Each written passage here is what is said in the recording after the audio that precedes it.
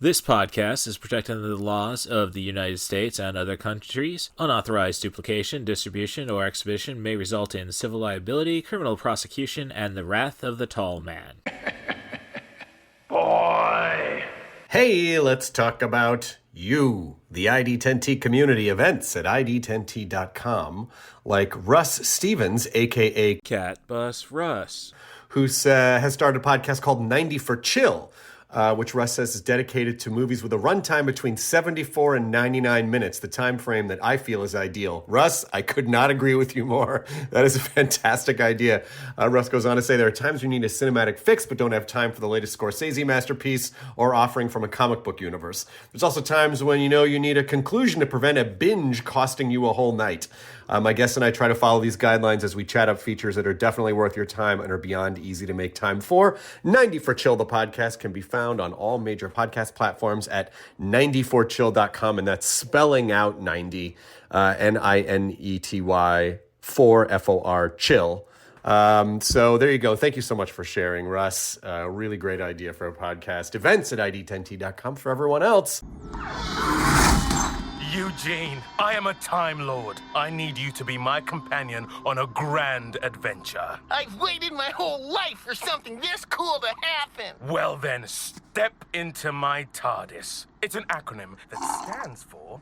No way! The TARDIS from Doctor Who! I've never seen the show, but I feel like I've absorbed the gist of it through nerd osmosis! Fabric of time. Little Hand says it's time to rock and roll. Bring the noise.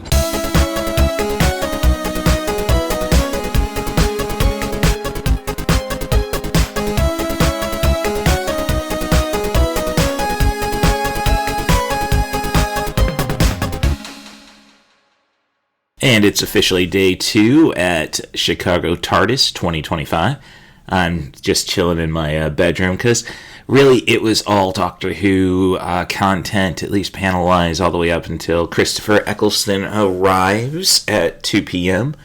Hopefully he'll get out of here. I know we have that snowstorm in Chicago.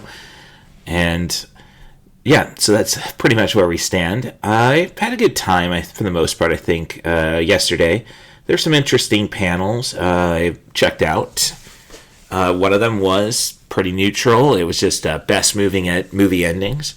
And it's primarily ran by the organizers of the convention. And I don't want to say... I would have appreciated a little more fan interaction. And instead it was just really them reading off a list of movies they thought had great endings. I could have probably offered some commentary otherwise. But they were cool. I gave them my buttons for I Dig Crazy Flicks. So, who knows? We could probably work that out, dare I say. So, and, never mind. I'm doing a lot of promotion now. So, perhaps, give it a year. I'll be talking to them anyhow. So, the other panels I checked out was colonialism's influence on Doctor Who. And... again, it's very much just, we got our stuff to run, so...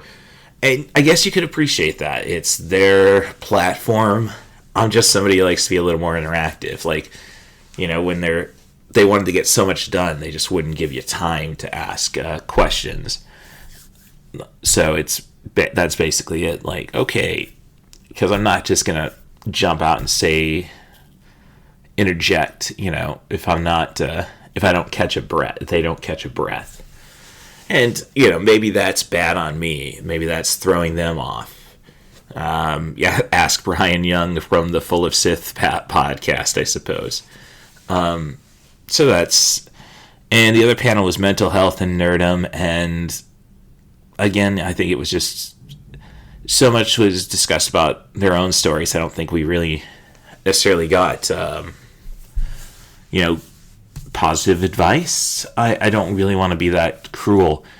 But it was more or less like, the statement is, this is a friendly place. So, make friends. And that comes back to me like, I'm not somebody who just puts himself out there. So maybe I'm hypocritical for giving people, a panelist, trash for taking too long on their panels to discuss themselves or their preferences and what have you. I guess that's just me. Like, I want the platform, so I want to, I want my voice to be heard. I don't want to go and, just go and, but I don't want, if there's no platform, I don't want to go and interfere in anybody else's lives. And, maybe that's my own issue. You're not daring enough. You're scared. But then there's another bit about the mental health. Like, they sent one of the panelists up. Nope, you're not going to do it. You're not physically well. And I don't know. I'm a fighter. So, my parents, my mom in particular, like, you will get this done. You will go to school. You are not sick enough. Or my dad with wrestling, which I appreciated. I didn't miss any meets, except for one, which was just a BS invitational after the freshman, sophomore Middle Illini Conference tournament. 2 days after that tournament, I got my left arm hyperextended, and it's like, yeah, we're just not going to put you in the lineup. It's one day. It's not going to... You're not going to get... There's no titles to win. Well, I guess there was a title to win, and... Yeah, I could... who wants to go back 20 years? Jeez. Oh, jeez, no. Gosh, that's 30 years ago, almost. Next year. So, yeah, what I'm getting at in terms of the mental health is, like... No, you got to fight on.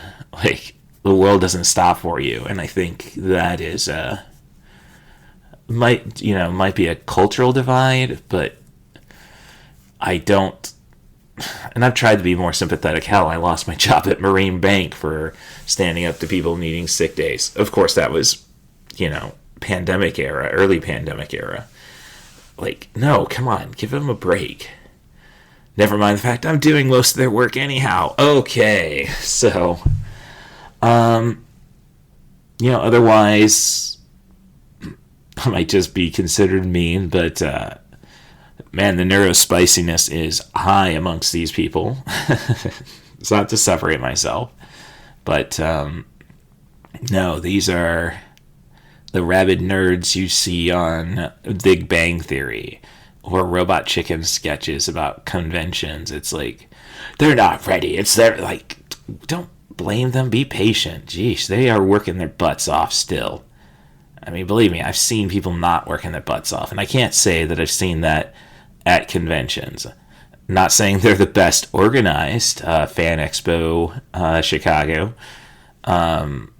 Yeah, but who knows? Maybe I'm being mean about that. That was just the Kevin Smith experience. And it's not Kevin's fault. Or it could be. He's just too friendly with his fans, and hey, can't fault him for that. I imagine if I would have poked Bruce Campbell a little more, that could have been the case. So yeah, I'm not you just can't be hard on people who aren't making money, I suppose. This, and Chicago TARDIS is definitely one where people are not making money. They are breaking even for the fans, and I can respect that. But with that said, I think they could make a lot more money if they expanded their vendor area. So it's kind of, with that being said, it's, I've really found 3 vendors who were selling stuff not exclusively Doctor Who. And that's on the vendor floor. I bought a couple of t-shirts, way too much, honestly. $60 for a Red Dwarf shirt that just has the Red Dwarf logo and the Jupiter Mining Corp information on it. But the only Red Dwarf shirt I have otherwise is just one that says Smeghead on it. And with the Red Dwarf logo intertwined, but, it's not as authentic, dare I say, because this is probably far more authentic a shirt, because it was something my mom got back in England. And a Buckaroo Bonsai Institute, which was the pricier one just because it was double-sided. But I passed the information about this vendor, Pegasus Publishing, I believe, to Brandy Beebe Stoneham. You can find her on episodes about Labyrinth, Coraline, and The Princess Bride. I'm going to have to... somehow, it's like, I don't think I've done 3 with her, or did 3 with her, but great person. Hopefully get you back on the show at some point. But they had some cool Labyrinth shirts, and I can't remember which one she also jumped at.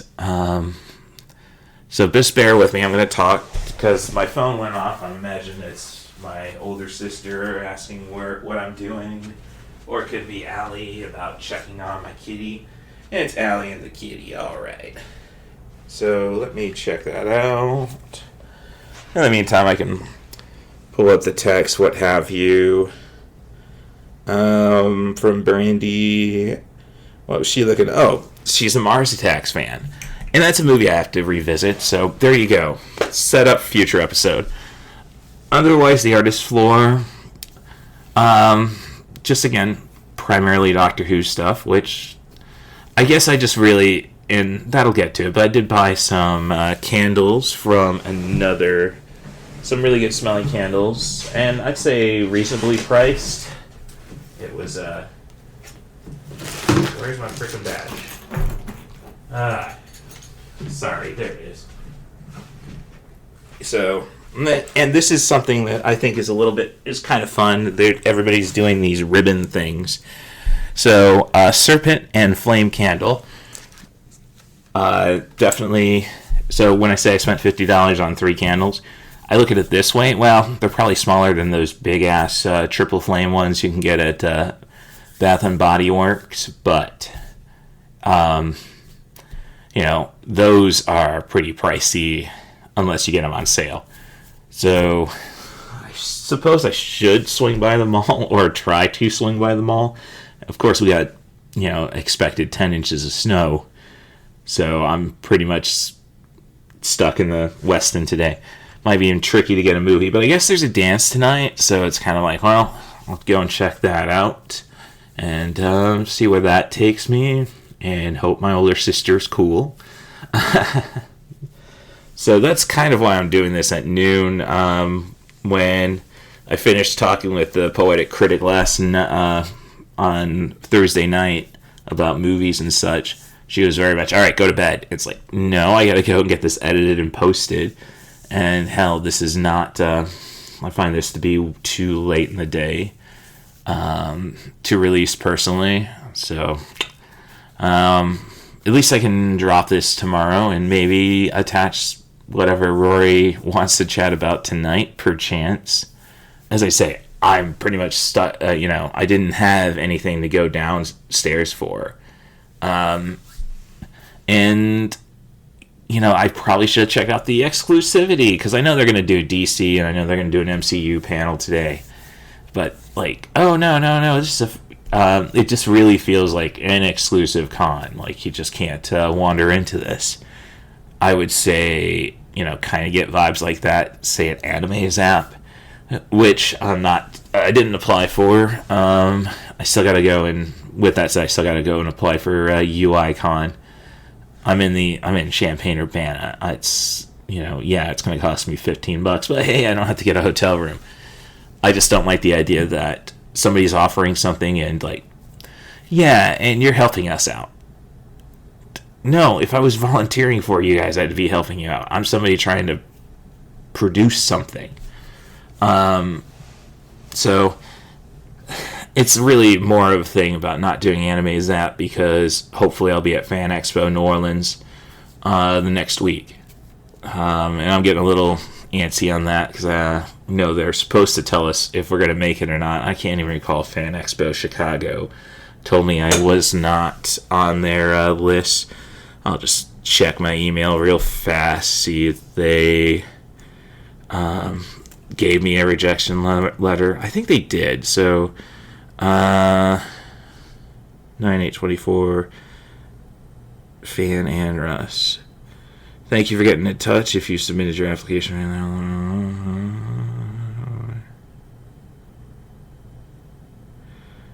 2025.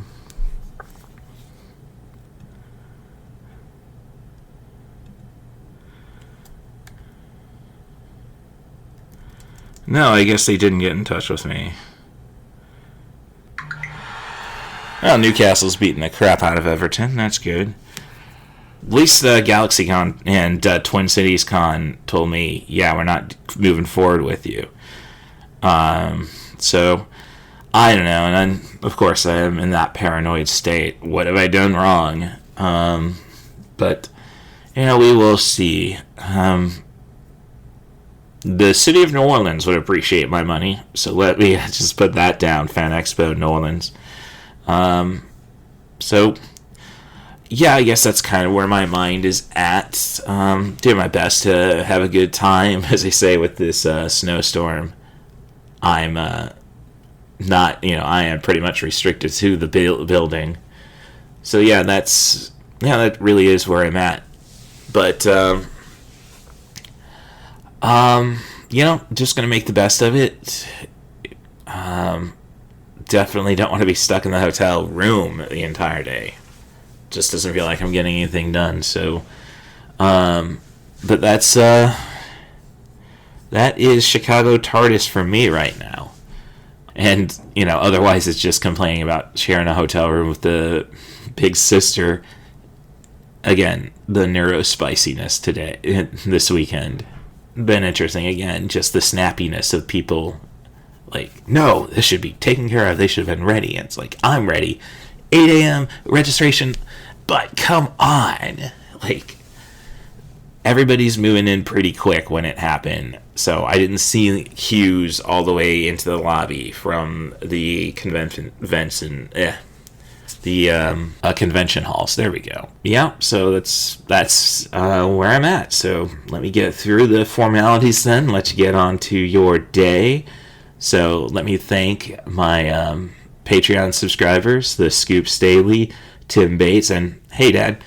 You can find Tim Bates on episodes about the movies Arena from 1989, Charles Band's Bloodsport in Space, and the horror classic Kevin S. Tenney's Night of the Demons. If you become a Patreon member, that's patreon.com/IDidCrazyFlix. Aside from that shout out I just provided, you'll get yourself a waterproof sticker. I put them on my water bottles at work. And as I say, waterproof, so people get the message, I hope, and access the original 90forchill.com, the podcast feed. I'd rather be paid for it than the pay Podbean. Let's put it that way. I mean, I watch enough videos on YouTube to find out that, hey, if you're a conservative asshole, that's the platform you want to be on. I am not. I guess now it's really, with the Thanksgiving episode, I'm sorry I didn't thank people like Brandy Stoneham, the Poetic Critic, but she gets a shout out at the end of the episode anyhow. I digress. Michael Dubois and Sam Marsh. So, a lot of people, thank you very much for all the support. And thank you, Stacey Marie Harden, for keeping me out of too much trouble. At least not getting me in any sign of bad trouble, for the most part. And I hope you're doing the same for everybody else you touched in your life. And I hope you're squeezing the ectoplasm out of the most jellicle of kitties, Skimbleshanks the one-eared angel. I hope Ava the Queen Kitty's tolerating this snowstorm very well. Hopefully Allie will make it to you and you'll be a little more... well, you'll be spoiled. You have dry food, Ava, but you deserve to be spoiled, so Catch-22 paradox. So, thanks for checking out I Did Crazy Flicks with Cat Bus Russ, and have yourselves a good, hopefully snow-free weekend. Can I hear a wahoo? This podcast was made possible by the love and support of Dave and Cindy Stevens, Rory Stevens and Allison Higgins, Danny Daniels, and Stephanie Smith. Long live Flash! You've saved your Earth. Have a nice day.